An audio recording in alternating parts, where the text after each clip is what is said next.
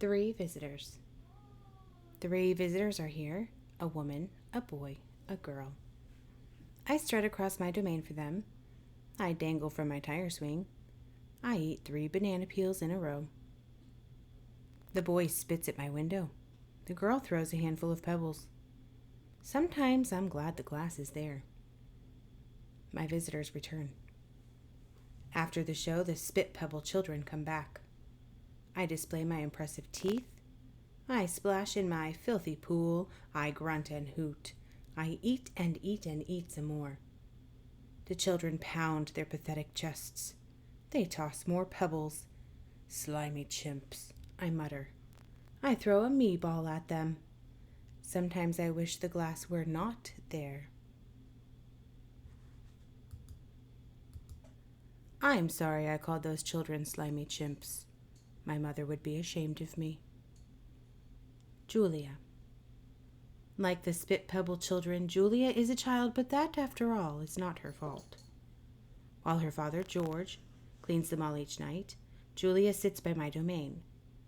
She could sit anywhere she wants, by the carousel, in the empty food court, on the bleachers coated in sawdust. But I am not bragging when I say that she always chooses to sit with me. I think it's because we both love to draw. Sarah, Julia's mother, used to help clean them all, but when she got sick and grew pale and stooped, Sarah stopped coming. Every night Julia offers to help George, and every night he says firmly, "Homework, Julia. The floors will just get dirty again." Homework, I have discovered, involves a sharp pencil and thick books and long sighs. I enjoy chewing pencils. I am sure I would excel at homework. Sometimes Julia dozes off, and sometimes she reads her books, but mostly she draws pictures and talks about her day. I don't know why people talk to me, but they often do. Perhaps it's because they think I can't understand them. Or perhaps it's because I can't talk back. Julia likes science and art. She doesn't like Leela Burpee, who teases her because her clothes are old, and she does like Deshaun Williams, who teases her too, but in a nice way, and she would like to be a famous artist when she grows up. Sometimes Julia draws me. I am an elegant fellow in her pictures, with my silverback gleaming like moon on moss. I never look angry the way I do on the fading billboard by the highway. I always look a bit sad, though. I love Julia's pictures of Bob. She draws him flying across the page, a blur of feet and fur. She draws him motionless, peeking out from behind a trash can, or the soft hill of my belly. Sometimes in her drawings, Julia gives Bob wings or a lion's mane. Once she gave him a tortoise shell. But the best thing she ever gave him wasn't a drawing. Julia gave Bob his name. For a long time, no one knew what to call Bob. Now and then, a mall worker would try to approach him with a tidbit. "Here, doggy," they'd call, holding out a French fry. "Come on, Pooch," they'd say. "How about a little piece of sandwich?" But he would always vanish into the shadows before anyone could get too close. One afternoon, Julia decided to draw the little dog curled up in the corner of my domain. First, she watched him for a long time, chewing on her thumbnail. I could tell she was looking at him the way an artist looks at the world when she's trying to understand it. Finally, she grabbed her pencil and set to work. When she was finished, she held up the page. There he was, the tiny, big-eared dog. He was smart and cunning, but his gaze was wistful. Under the picture were 3 bold, confident marks circled in black. I was pretty certain it was a word, even though I couldn't read it. Julia's father peered over her shoulder. "That's him exactly," he said, nodding. He pointed to the circled marks. "I didn't realize his name was Bob," he said. "Me either," said Julia. She smiled.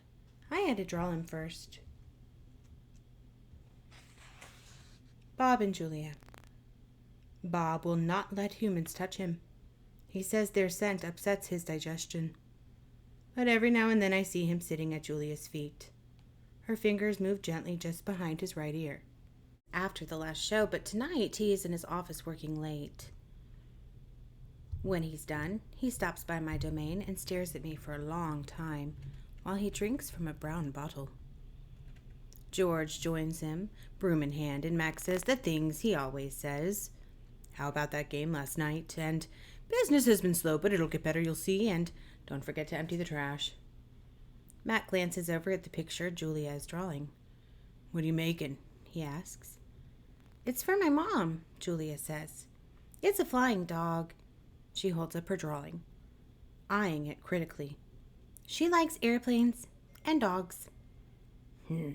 Mac murmurs, sounding unconvinced. He looks at George. How's the wife doing anyway? George says.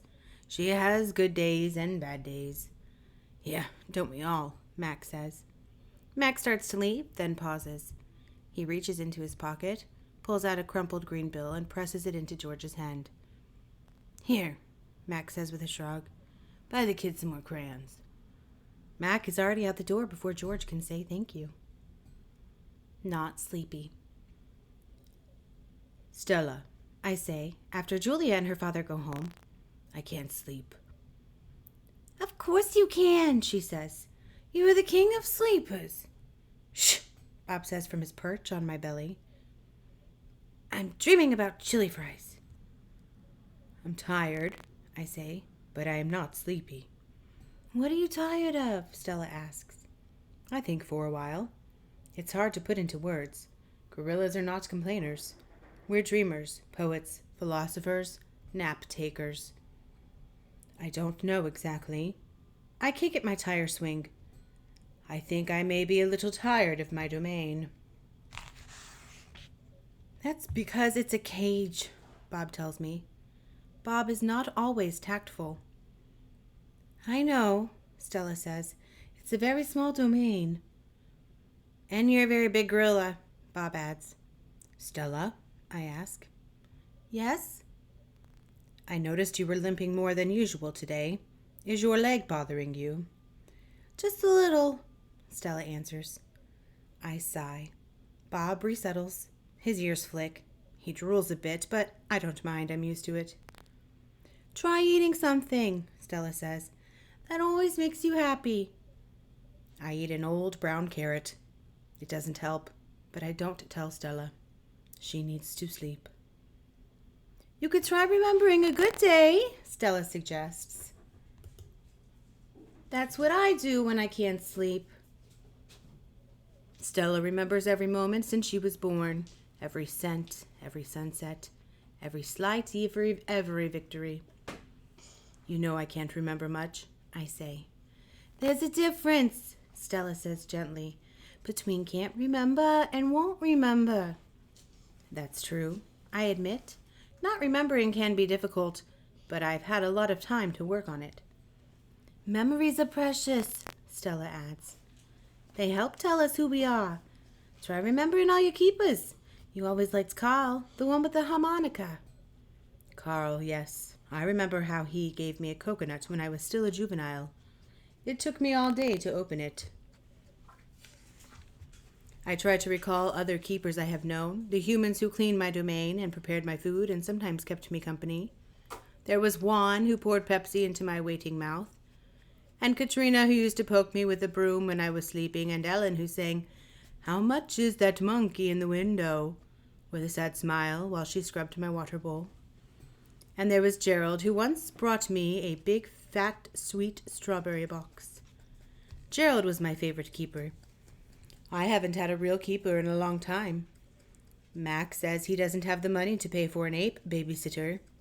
These days, George cleans my cage and Mac is the one who feeds me. When I think about all the people who have taken care of me, mostly it's Mac I recall, day in and day out, year after year. Mac, who bought me and raised me, and says I'm no longer cute. As if a silverback could ever be cute. Moonlight falls on the frozen carousel, on the silent popcorn stand, on the stall of the leather belts that smell like long-gone cows. The heavy work of Stella's breathing sounds like wind in the trees, and I wait for sleep to find me.